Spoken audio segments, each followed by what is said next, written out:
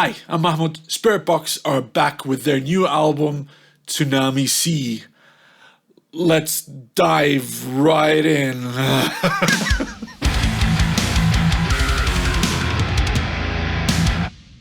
The sophomore record of Canadian metal band Spiritbox came out just over a week ago, and it almost feels wrong to call it a sophomore record.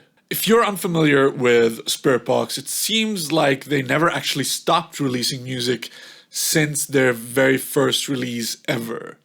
And it was no different between their first full release, Eternal Blue, and this new record right now.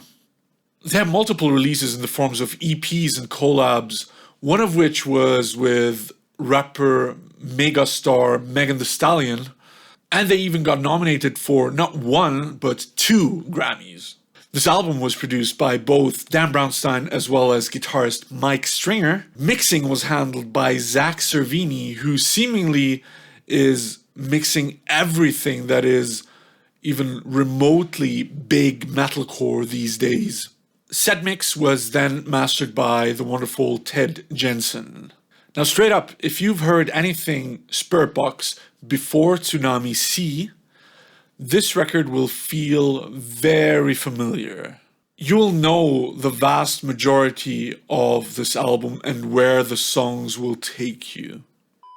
Before we dive into the details of this album, please leave a comment, like, and subscribe. It helps out immensely, and I would love it if you stuck around.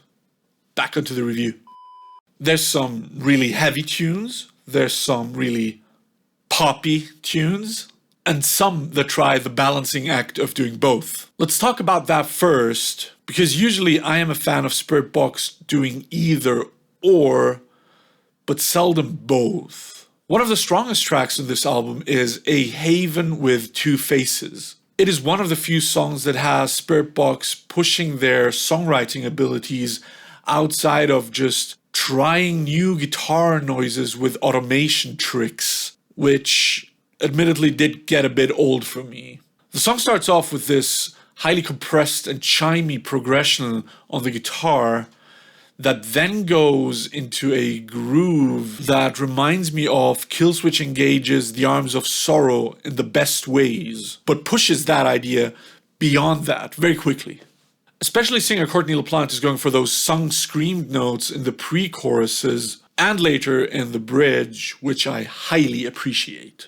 Speaking of that bridge, this is where I feel the band tried to push themselves to try new things.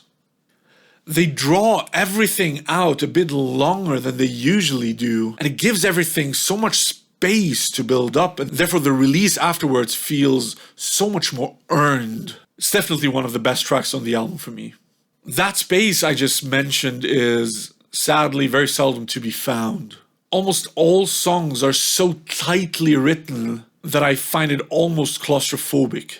Few sections on the album stick around long enough for you to catch what is happening, sometimes even multiple listens in. Opener Fata Morgana is one of those songs that I find is so full of their own tropes that I have no reason to listen to it over any of their other songs that hit those same tropes, but better. It has this super groovy, heavy main riff that absolutely carries the song, but the chorus just is not for me. The buried vocals and the odd melodies just aren't my thing. I'm sure it isn't, but that whole chorus feels like such a stark contrast to what came before it.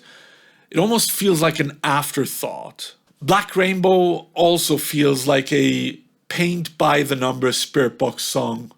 Why would I listen to those two songs when there's both Soft Spine and No Loss, No Love on the same record? Perfect Soul, on the other hand, is an absolute standout track to me, not for its heaviness, but for its pop sensibilities.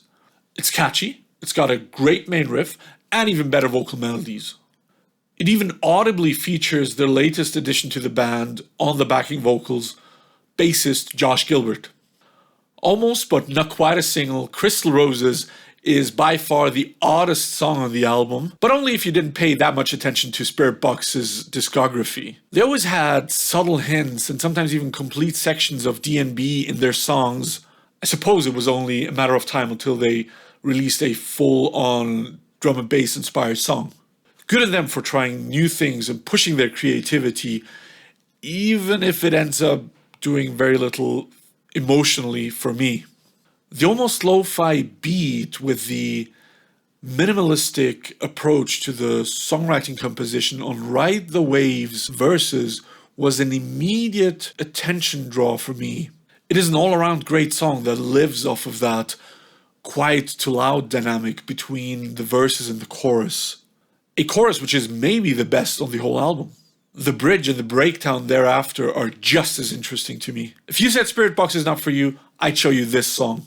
In conclusion, I wished they would have pushed for more experimentation. This whole project, while incredibly well executed, also feels incredibly safe, if not to say boring. Courtney did state that metalcore fans are getting bored of pristine metalcore productions, but given what they deliver on this album, it almost feels like projection. Stones and glass houses and all that. There's nothing wrong with this album from a production and songwriting standpoint, but there's also very little edge, and I don't find myself longing to listen to it for more than I already have at this point.